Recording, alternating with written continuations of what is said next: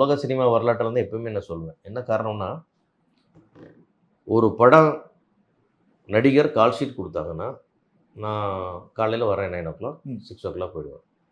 அல்லது 9 to 9 work பண்ணுவேன். இதுதான் இருக்கும். அப்புறம் சாயங்காலம் ஆனவொடனே எத்தனை மணிக்கு முடியும்னு கேட்பாங்க. 6 மணிக்கு மேலே ஏன் சொல்லலன்னு கேட்பாங்க. எனக்கு 6 மணிக்கு மேலே வேலை இருக்கேன்பாங்க. ஓகே. 9 மணிக்கெல்லாம் கண்டிப்பாக முடியவே முடியாது. நாங்கள் போயிடுவோம்பாங்க. இது வந்து ஏன்னா அவங்களுடைய சூழ்நிலையோ அல்லது அவங்களுடைய கம்ஃபர்ட் அவங்க வளர்ந்த விதமோ இவ்வளோ தான் என்னால் ஒர்க் பண்ண முடியும். இப்படிலாம் இருப்பாங்க சார். ஆனால் இவர் ஒரே ஒரு ஆள் தான்.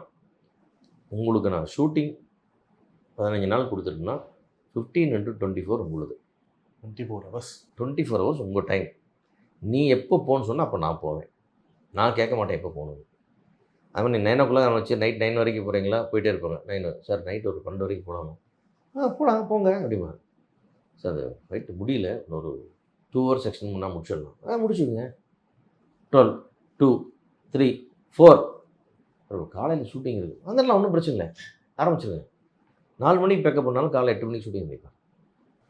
ஸோ 24 மணி நேரம் கால் ஷீட்ன்ற சிஸ்டம் உலகத்தில் அவர் ஒருத்தர் மட்டும்தான் கொடுத்தார். அவர் ஒருத்தர் மட்டும்தான் மெயின்டைன் பண்ணார்.